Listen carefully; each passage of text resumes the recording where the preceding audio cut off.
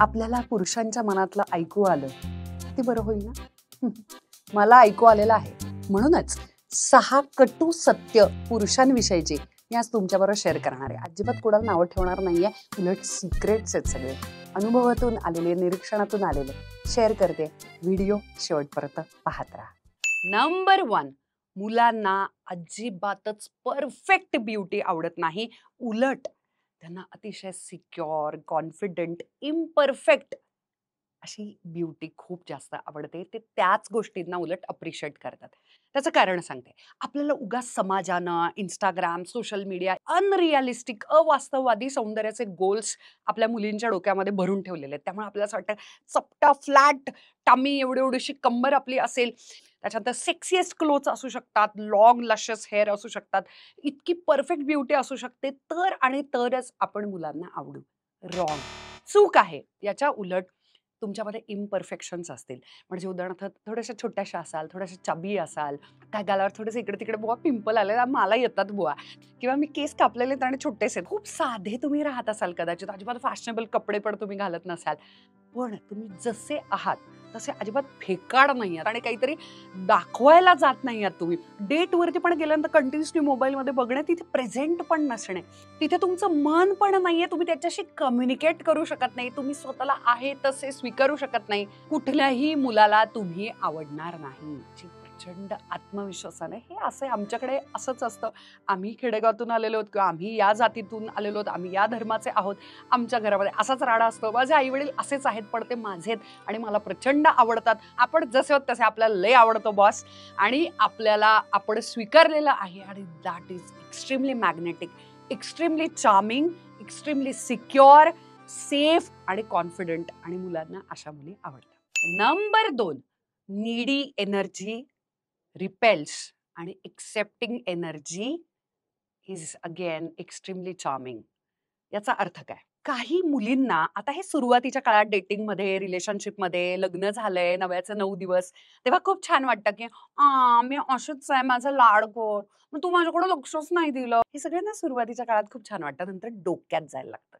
Yes, डास कसा त्याला रेपिलियंट आपण लावतो की डास आपल्याला नको तो काढतो, झ्झ करून आपल्या भोवती भुंग्यासारखा फिरत असतो आणि मग आपण त्याला रेपेल करतो, आपल्याला नकोसा होतो. अगदी त्याच पद्धतीची एनर्जी इव्हेंच्युअली रिलेशनशिपमध्ये, नात्यामध्ये आपण सगळ्याच मुली दाखवायला लागतो. ती आपली बऱ्याचदा लव्ह लँग्वेज पण असते. त्याचं कारण असं, स्त्री घराची खूप काळजी घेत असते. मूल वगैरे झाल्यानंतर तर आणखी जबाबदाऱ्या वाढतात. इव्हन रिलेशनशिपमध्ये पण आल्यानंतर स्वतःचं ऑफिस, कामं, तुमचं शिक्षण जरी चालू असेल तर शिक्षण चालू असतं. आपले आई-वडील आणि प्लस आपल्याला असं वाटतं की आपल्या बॉयफ्रेंडची पण काळजी घ्यावी. या सगळ्या ह्याच्यामध्ये कुठेतरी आपल्या स्वतःचं पॅम्परिंग, आपले कोणीच लाड करत नाही असं वाटायला लागतं. आणि ते एक्स्पेक्टेशन्स, त्या सगळ्या जड अपेक्षा एकाच व्यक्तीवरती आपण टाकतो, आणि तो म्हणजे आपला बॉयफ्रेंड किंवा कोणी आपला जो नवरा लग्न झाला असेल तर. मग काय होतं माहितीये का?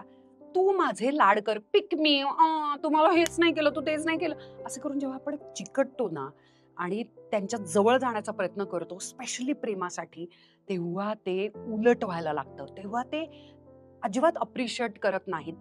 लक्षात घ्या, सेल्फ पेरेंटिंग करा. तुम्ही ओपन राहा. सतत असं मग मला हे अपेक्षित होतं आणि आता मी नाहीच बोलणार, आणि मग ते रुसारुसी आणि चाइल्डिश बिहेवियर आहे. पुन्हा एकदा मी सांगते, ते सुरुवातीला खूप गोड-गोड वाटतं आणि oh my god, she is so cute, yes, she demands this, आणि मग मी ते कंप्लीट करतो, असं त्यांनाही भारी वाटतं. पण नंतर असं वाटतं की ही येडी आहे का? ही कंटिन्युअसली मला छळत असते, आणि मग त्याचं इरिटेशन व्हायला लागतं. म्हणून स्वतःचे इमोशन्स रेग्युलेट करायला शिका. स्वतःचं पालकत्व स्वतः घ्या. तुम्ही लहान नाही आहात आता. ते जे रिलेशनशिपचे 9 दिवस आहेत ते संपलेले आहेत.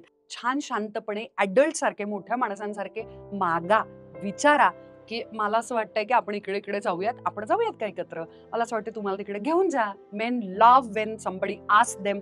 स्पष्टपणे छान, कारण त्यांना मेंदू वापरायला आणि कॉम्प्लिकेटेड कम्युनिकेशन्स किचकट त्यांना अजिबात डिकोडिंग करता येत नाही. सिंपल गोष्टी मागायच्या, जे हवं आहे ते, आणि त्यांना नक्की प्रोव्हाईड करायला आवडतं आणि ते करतात.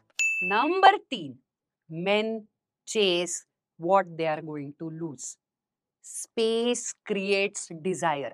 सतत हजर असाल, सतत अवेलेबल असाल, या जगातली तुम्ही हूर परी जरी असाल ना, असे स्वर्गातून ढगातून पडलेल्या, तरी सुद्धा ते अट्रॅक्शन फेड होतं जेव्हा तुम्ही सतत अवेलेबल असाल थोबाडाच्या समोर.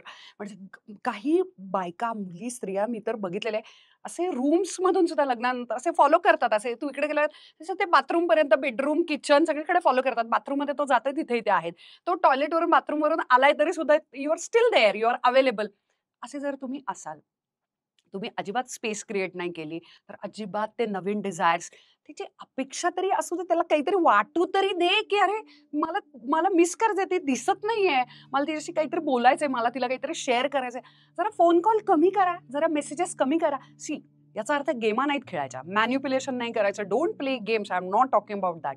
किंवा बी लॉयल. मी असं म्हणतेय, खूप वेळा स्त्रियांची लव्ह लँग्वेज ही अवेलेबल असणे, ऍक्ट ऑफ सर्व्हिस पण असते. पण तुम्ही सतत देण्यासाठी अवेलेबिलिटी जर तुमची दाखवली, तर तुमच्याविषयीचा रिस्पेक्ट कमी होणार आहे.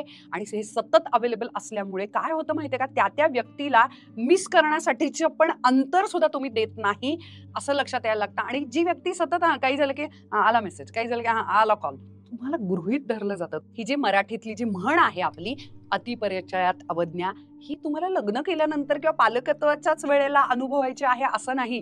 ती अतिशय सुरुवातीच्या काळाच्या नात्यामध्ये सुद्धा जाणवायला लागते. आणि लक्षात घ्या, खोटारड प्रिटेंडिंग स्पेस नाही द्यायची आहे आपल्याला. आपल्याला खरंच आपल्या आयुष्याकडे लक्ष द्यायचंय. आपल्याला खरंच आपल्या प्रायोरिटीज सेट करायच्यात. जरा खूप आठवण येते ना, जरा चालून या, व्यायाम करा, योगासनं करा, सूर्यनमस्कार करा, स्वतःच्या क्लासेसला, हॉबीजला, नवीन शिकण्याकडे लक्ष द्या ना जरा.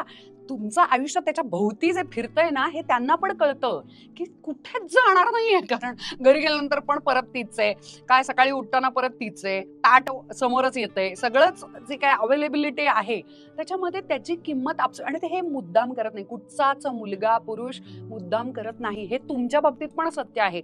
जी गोष्ट आपल्याला चेस करते त्याला आपण चेस करत नाही, तो पाठलागच नाही. पाठलाग कसा असतो, एक व्यक्ती पुढे पुढे पळत असते आणि तिच्या मागे एक व्यक्ती चेस करत असते, पाठलाग करत असते. आता ही जी मागे पळणारी व्यक्ती ती जरा थांबली, स्वतःकडे, स्वतःच्या आयुष्याकडे, स्वतःच्या शरीराकडे, स्वतःच्या प्रायोरिटीज, प्राधान्याकडे जर लक्ष दिलं, स्वतःच्या इंटरेस्टकडे, तर जी पुढे पळणारी व्यक्ती आहे तिलाही तुमच्याविषयी इंटरेस्ट वाटायला लागेल. ती व्यक्ती मागे वळून बघेल की अरे मागे नाहीच आहे, माझ्या आसपास नाहीच आहे, कॉल नाही केला, मेसेज नाही केला, हे सगळं व्हायला लागेल. त्यामुळे प्लीज डोंट बी अवेलेबल. एक कटू सत्य मला तुमच्याबरोबर शेअर करायचं आहे, आणि ते म्हणजे Wien you focus on him, he will focus on himself. But Wien you focus on your self, he will also focus on you. असंच ब्रेन चालतं पुरुषांचं. याला तुम्ही काहीही करू शकत नाही. तुमच्यावरती काम करा. Focus on your, shut up and glow up. Number 4, रुसवा फुगवा करायचा नाही. Don't act cold. त्याच्या ऐवजी काय करायचंय, मर्यादा आखायच्या. स्त्रियांचं, मुलींचं, आपल्या सगळ्यांचं काय चुकतं, तर आपण काहीच स्पष्ट सांगत नाही. आणि मुलांना आता ते ज्योतिषी असल्यासारखे, आता तू गेस कर तू काय वाईट वागलायस, हे करायला जायचं नाही. They hate such games. Okay, मला काय पाहिजे होतं तुला कळलं पाहिजे, मग सांगितल्यानंतर काय उपयोग आहे. त्यांना कधीही कळणार नाहीये तुम्हाला काय पाहिजे होतं ते. ओके, तुम्हाला ते स्पष्टपणे सांगावं लागतं की तुम्हाला काय चालतं आणि काय चालत नाही. लक्षात घ्या, तुम्ही तुमचे आई वडील असतील, तुमची श्रद्धास्थानं असतील, तुमच्या मित्रमैत्री, कोणते विषय तुमच्यासाठी सेन्सिटिव्ह आहेत, खूप डिवाईन आहेत, प्युअर आहेत, आणि त्याच्याविषयी अवहेलना करणं, बोलता बोलता काहीतरी अपमान करणं वगैरे, या गोष्टी तुम्हाला नाहीच चालणार. हे तुम्ही त्यांना स्पष्ट क्लिअर सांगायला पाहिजे. ज्या मुलीला कळतं की हे मला चालतं आणि हे मला चालत नाही, आणि ते तिला प्रेमानं, स्पष्ट, छान, मच्युअर पद्धतीनं तिच्या अपोजिट सेक्सचे कोणी आहेत, म्हणजे तिचा बॉयफ्रेंड असेल, नवरा असेल, त्याला सांगता येतं ना, ते सगळ्यात कमाल नातं बनतं. मी माझ्या मित्रमैत्रिणींमध्ये, ग्रुपमध्ये, आम्ही एका लग्नाला चाललेलो, आम्ही एका कारमधून चाललेलो, आणि त्यानं सगळ्यांच्या समोर तिचा अपमान केला, प्रचंड अपमान केला, आणि त्याच्यामध्ये त्याची चूक होती. आता हे इंटेन्शनली केलेलं नव्हतं, पण तो झाला अपमान, आणि आम्ही सगळे ऑकवर्ड झालेलो पण मला आठवतंय. पण त्याच्यानंतर ती काहीही बोलली नाही, अतिशय कोल्ड. आता मी, आणि she was waiting for the moment, की आता करेक्ट क्षण येईल तेव्हा आता मी याचा अपमान, पान उतारा करेन. आणि मग ते जे एका पॉइंटला लग्न वगैरे झालं, आम्ही काहीतरी खायला बसलेलो, जेवायला बसलेलो, आणि तेव्हा तिनं सगळ्यांच्या समोर जे त्याची लाज काढली, आणि इट वॉज सो ऑकवर्ड. असा तमाशा, दुसऱ्यांच्या समोर अशी घाण भांडणं करायची नाहीत. ग्रुप सुद्धा तुमचे मित्रमैत्रिणी येडेत का तिथे ते आले, ते त्यांना पण तिथलं एक वातावरण असतं. आपण लोकांच्या समोर आपल्या नात्याचा असा एक छान नाटक सादर करायचं नाही. काही गोष्टी ह्या प्रायव्हेटली पर्सनली बोलायच्या असतात, समजावून सांगायच्या असतात. तर ते रुसवा फुगा साठवायचा आणि मग त्याचा रिव्हेंज घ्यायचा, बदला घ्यायचा. ह्या चीप गेमांमध्ये अडकायचं नाही, कारण मुलांना अशा पद्धतीच्या गेम्स कळतच नाही. त्यांचा मेंदू असा चालत नाही की आता डिकोड करू, ही रुसली आत गेली म्हणजे एक्झॅक्टली काय झालं, काय चुकलं, काय शेवटपर्यंत कळणार नाही की त्यांचं काय चुकलं. So have a perfect script. मला काय चालणार आहे, काय नाही चालणार आहे, हे अशा पद्धतीनं माझ्याशी बोलायचं नाही. मला तुला स्पष्ट सांगायचं होतं, हे चालणार नाही, मला यानं हर्ट होतं. आणि त्याच्यानंतर पण तो करत असेल तर ऑल इंटेन्शनल, याचा अर्थ मुद्दाम होतोय. मग तुम्ही चूज करायला पाहिजे, रेड फ्लॅग की ग्रीन फ्लॅग. त्या अशा व्यक्तीबरोबर पुढे जाऊन नात्यामध्ये राहायचंय का? पण असे अपमान किंवा व्हायलन्सकडे ते इव्हेंच्युअली जायला लागतात. Number 5, sometimes silence is louder than words. कुठल्या कुठल्या ठिकाणी आता मी बोलायला पाहिजे की आता मी शांत बसायला पाहिजे? त्याचं कारण मी तुम्हाला सांगते. स्त्रियांना सगळे इमोशन्स बाहेर टाकायला, ओव्हरली कम्युनिकेट करायला प्रचंड आवडतं. कारण आपण बनलेलोच तसे असतो की आपल्याला बोलल्यानंतर रिकामं वाटतं, आपल्याला रडल्यानंतर बरं वाटतं आणि मग ओव्हर कम्युनिकेट करतो. छोट्या छोट्या गोष्टी सुद्धा खूप खूप वेळा सांगतात बायका, मी बघितलेले. त्यांना इतकं इरिटेट होतं आणि इतकं नॅगिंग होतं, कळलं, एकदा सांगितलं की मला कळतं, असा आवाज वाढला जातो आणि त्यांचं इरिटेशन आपल्यापर्यंत येतं. आणि आपल्याला असं वाटतं, मग एवढं कळतंय ना, इतक्या वेळा सांगितलं आणि तुला असं वाटतं मी इरिटेट कर, दिसत का नाहीये ते कृतीतून? लेट मी टेल यू, ते कधीच दिसणार नाही. त्याचं कारण असं, कधी कधी शांत बसायचं. Have a queen energy. शांत राहा. आपलं त्या व्यक्तीवरती प्रेम आहे. बऱ्याचदा भांडणात, संघर्षणामध्ये घर्षण होत असतात. शब्दाला शब्द, भांडाला भांड लागत जातं. हे मोठं करायचं नाही, कारण बायका बोलत राहतात, भाव बोलत राहतात आणि त्यांना सगळं चिघळत जातं. कधी कधी शांत राहणं खूप छान स्ट्रॅटेजी असते. त्यांना बरोबर समजायला लागतं, दे अंडरस्टँड्स की काय चुकलंय. जेव्हा तुम्ही काम डाऊन होता, तेव्हा तुम्ही एका पेजवरती येता आणि तेव्हा तुम्ही खूप कमी शब्दामध्ये सांगू शकता आणि बऱ्याचदा शब्द पण करण्याची गरज नसते. याच्यासाठी एक उत्तम उदाहरण तुम्हाला देते. एकदा माझ्या मैत्रिणीला अ, अ, तिच्या नवऱ्यानं एक काम करणं अपेक्षित होतं आणि ते काम फिजिकल होतं, म्हणजे पाणी भरणं वगैरे संदर्भातलं काहीतरी होतं. त्यांच्या एरियामध्ये पाण्याचा काहीतरी इश्यू झालेला आणि ती दरवेळी तिच्या नवऱ्याला सांगायची की तू पाणी भरून ठेव, आपल्याला पाणीच नाही मिळणार आहे. आणि तो हो हो हो, टिपिकल, ते लॅपटॉप काम आहेत, आता जायचंय, ऑफिसची वेळ वगैरे असं व्हायचं. मग अरे अरे राहिलं का, मग खूप वेळा म्हटल्यानंतर, मागे मागे लागल्यानंतर मग खालून पाणी आणायचं. ते पातेली सगळे खूप जड असतात आणि ते खरोखरीच त्याला जमणं खूप सोपं होतं तिच्यापेक्षा. आणि तोपर्यंत तिला सगळ्या इतर स्वयंपाक आणि इतर गोष्टींकडे लक्ष देता येत होतं. तर तेवढ्या काळामध्ये सुद्धा इतकं इरिटेशन आणि इतकं भांडण वाढलं. त्याच्याऐवजी एके दिवशी तिने एक कमाल फजिती केली. ती म्हणाली की मी सांगून शब्द, वर्ड्स काहीच बोलायचं नाही, शांत राहायचं, काय होतं बघूया. जेवढं पाहिजे तेवढं पाणी आणलं, स्वतःच्या सगळ्या जबाबदाऱ्या, टास्क कंप्लीट केले, स्वयंपाक हे ते, घर आवरणं सगळं छान. आणि मग तो घरी आल्यानंतर त्यानं टॅब ओपन केला, हंडा, पाणीच नाही, पाणीच नाही. तर त्याने विचारलं, अरे पाणी नाहीये? तर ती म्हणाली, हो, आपलं ठरलेलं, तुझी जबाबदारी आहे पाणी भरायची, आता तू आणलं नाही पाणी, त्यामुळे पाणी नाही प्यायला. नाही करायचं. जे काम त्याला अलॉट केलेलं आहे, त्यांना सोपवलेलं आहे, ते काम तुम्ही करता आणि वरती बोलत राहता, मी तुला म्हणलेलं रूम साफ कर, तू नाही करत आहे. कसा करेल? ही नोज की तुम्ही साफ करणार आहात. आपण काहीही नाही केलं तरी गोष्टी इकडच्या तिकडे आरामात हलतात. आपण काहीही नाही केलं तरी सुद्धा ती बडबड चॅपिंग करणार आणि शेवटी स्वतःच ते काम कंप्लीट करणार. म्हणजे काम तर कंप्लीट होत आहे, आयती परिस्थिती, आपल्याला रिझल्ट, फायनल परिणाम तर आपल्याला मिळतोय. का कोणी पुढे हलवेल? हे करायचं नाही. Stop talking. ओव्हरली कम्युनिकेट करायचं नाही. गोष्टी करायच्या नाहीत, शांत राहायचं. He will understand. Number 6, validation from him is never enough. बऱ्याचदा प्रेमाची, नात्याची सुरुवातच फ्लर्टनं होते. आपण फ्लर्ट करतो, इम्प्रेस करायला जातो. ते पण खूप स्मार्टली आणि खूप छान पद्धतीनं करता येतं. खूप हेल्दी वेनं करता येतं. मॅनिप्युलेटिव्ह गेम्स न खेळता. ओके. तर ना त्या पटवण्याची कुठेतरी आपल्या मुलींना ना सवय लागते. ऑफकोर्स, कारण आपण ज्याच्यावरती सगळ्यात जास्त प्रेम करतो, त्यानं म्हटलं की तू सेक्सी दिसतेस, किंवा तू हॉट दिसतेस, तू खूप सुंदर दिसतेस, किंवा तू बारीक दिसतेस, किंवा जे काय, जी मेहनत केली आहे आपण, किंवा तू खूप छान आई आहेस आणि तू किती काम करतेस, अरे काय बनवलंयस तू वगैरे, हे त्याच्याकडून यावं. अख्खं जग एका बाजूला, किती त्यांनी कौतुक केलं अख्ख्या जगानं, तरी सुद्धा ते एका बाजूला, आणि त्यानं म्हणणं, ते 2 शब्द, ते एक वाक्य, आपल्याला असं वाटतं, वसूल. असं कुठेतरी आपण घेतलंय मेंदूमध्ये आणि ते काढायचं. ते पहिलं काढायचं. एक लक्षात घ्या, त्यांच्यावरती पण हे खूप मोठं प्रेशर आहे. खूप सारे मी बघितले आहेत masculine men, even I will give you example, personal उदाहरण सांगते. सुकीर्त. सुकीर्तची love language act of service आहे. तुम्हाला माहिती आहे ना, 5 वेगवेगळ्या पद्धतीच्या लव्ह लँग्वेजेस आहेत. Gifting, words of appreciation, affirmation, खूप सारे वेगवेगळे. टच, आणि त्याच्यातली एक आहे ॲक्ट ऑफ सर्व्हिस. म्हणजे ते काहीच बोलत नाहीत. They are not good with words किंवा फ्लरिश अलंकारिक वाक्य आणि छान असे मुहावरे, पण ते उठणार तर तुमच्यासाठी काहीतरी थोडंसं करणार. छोट्या छोट्या गोष्टी असतात.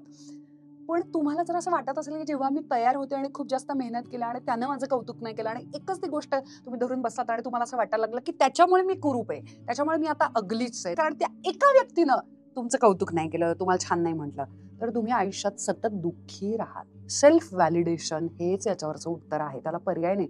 तुम्ही जोपर्यंत स्वतःवरती प्रेम करत नाही, तुम्ही स्वतःला स्वीकारत नाही, तुम्हाला जोपर्यंत वाटत नाही की भेंडी आपण लई भारी दिसतंय, तोपर्यंत त्याला वाटणार नाही. आणि त्याला वाटावं याच्या वाट बघण्यात तुम्ही जर थांबलात तर तुमची वाट लागेल. Nothing else. तुम्ही त्याला काहीच करू शकत नाही.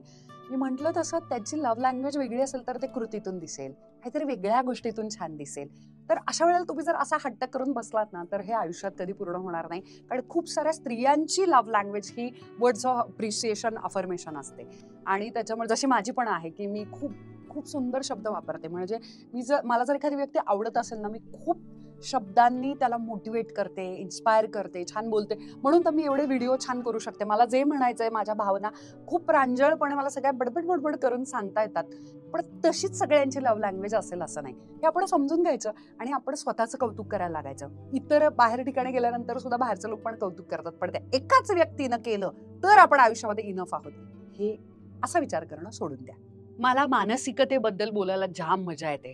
बिकॉज स्त्री आणि पुरुष इतके वेगवेगळे असतात ना, आणि ती केमिस्ट्री वेगळी आहे, ती सायकोलॉजी वेगळी आहे, ते रिलेशनशिप डायनामिक्स खूप मजेशीर असतात. आणि त्याच्यामुळे खूप स्वअनुभवातून, निरीक्षणातून आलेले हे मुद्दे आहेत. मला अजिबातच पुरुषांना किंवा स्त्रियांना कुठल्याच जातीला कमी लेखायचा नाहीये. तो माझा हेतू पण नाहीये अजिबात. त्यामुळे प्लीज गैरसमज करून घेऊ नका. उलट खूप मनापासून मजेशीररित्या हे गैरसमज टाळावेत म्हणून मी हा व्हिडिओ केला. कारण की मुलींना आपण आपल्याच प्रमाणे पुरुषांना समजतो आणि तसेच त्यांना डील करायला जातो आणि बऱ्याचदा आपली फजिती होते. ही फजिती होऊ नये म्हणून हा व्हिडिओ मी तुमच्या समोर घेऊन आलेले आहे. तुम्हाला हा जर विषय आवडला असेल ना, तर अजून एक विषय ज्याच्यावरती मी व्हिडिओ केलाय आणि तो म्हणजे पहिल्या भेटीमध्ये एकमेकांशी आपण काय बोलायचं. स्पेशली मुली जेव्हा लग्नासाठी किंवा तुमचा क्रश आहे किंवा काय तो आता तुमचा बॉयफ्रेंड होणार आहे, अरेंज मॅरेजमध्ये सुद्धा असेल, पहिल्या भेटीमध्ये नक्की बोलायचं काय? याच्यानंतर तो व्हिडिओ बघायला अजिबात विसरू नका. शेवटपर्यंत व्हिडिओ पाहिला त्याबद्दल खूप thank you. I love you.